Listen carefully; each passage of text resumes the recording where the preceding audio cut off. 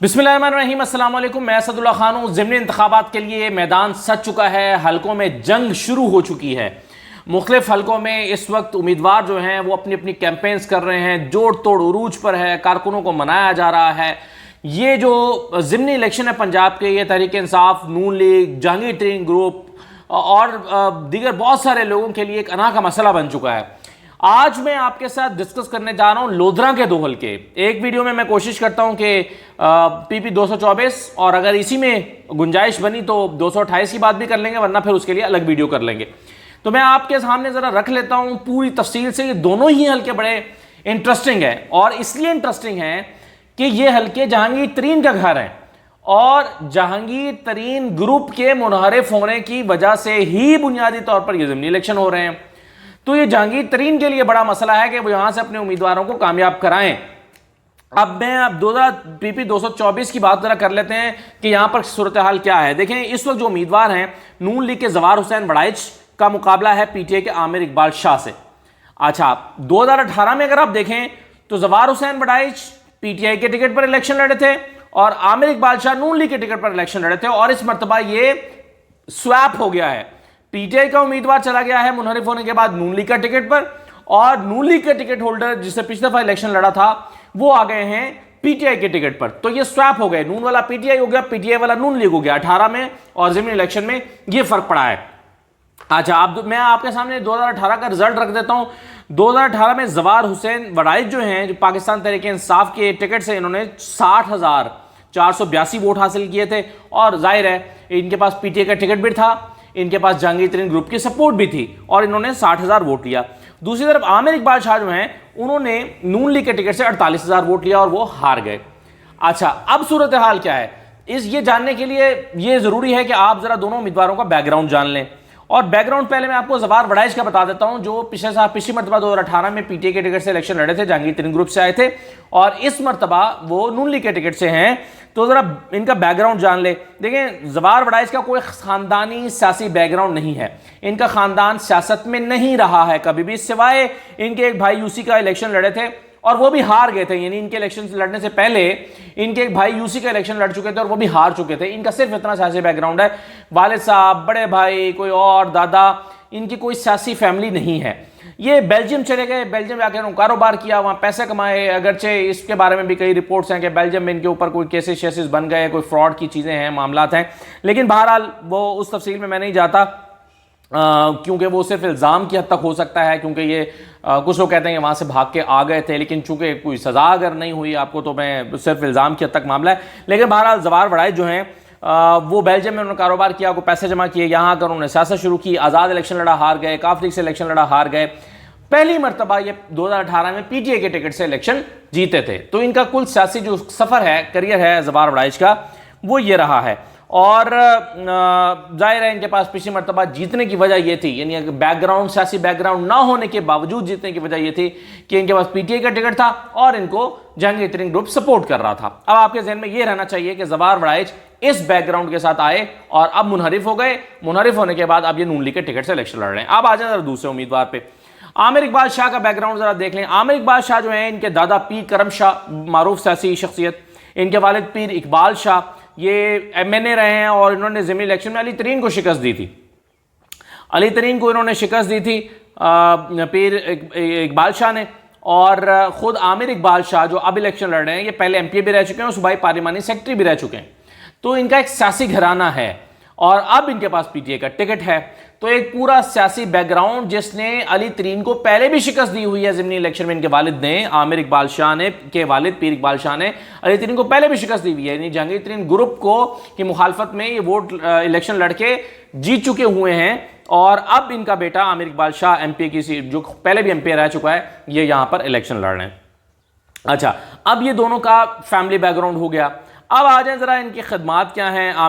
मैंने आपको बताया कि जवार वड़ाइच तो जाहिर है पहले उनका कोई बैकग्राउंड, सियासी बैकग्राउंड नहीं है, लेकिन इनका चूंकि है तो इकबाल इनकी जो वहाँ पे ज़मीनें हैं, डिग्री कॉलेज के लिए इन्होंने अपनी ज़ाती ज़मीन गिफ्ट की हुई है। हायर सेकेंडरी स्कूल लड़कों और लड़कियों के जो हैं उनके लिए इन्होंने ज़मीनें दी हैं, इनकी ज़मीनों पर ये बने हुए हैं।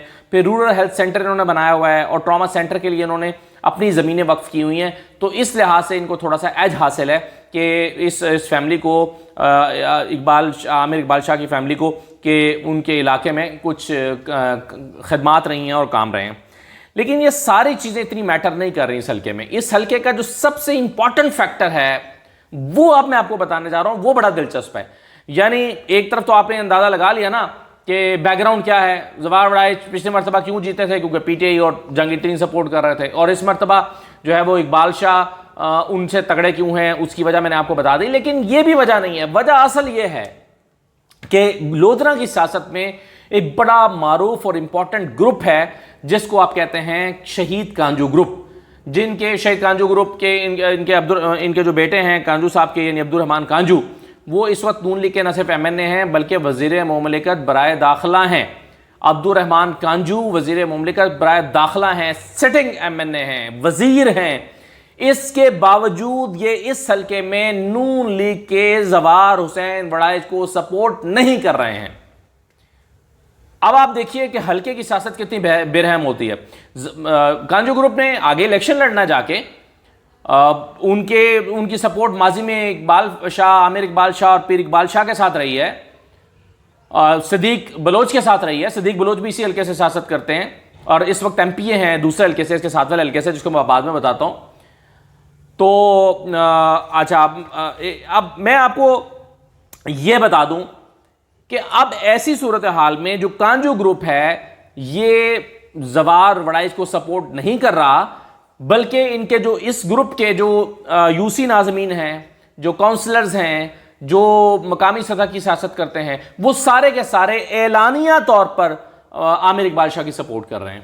यानी कांजू ग्रुप, अब्दुर्रहमान कांजू तो चले खामोश हैं, लेकिन इस हल्के में, दूसरे हल्के में वो वहां भी खामोश नहीं है। वो तो और ही दिलचस्प हल्का है कि वहां पर अब्दुर्रहमान कांजू एक आजाद उम्मीदवार को सपोर्ट कर रहे हैं, नून लीग को सपोर्ट नहीं कर रहे हैं। उसकी डिटेल्स मैं आपको बाद में बताता हूं।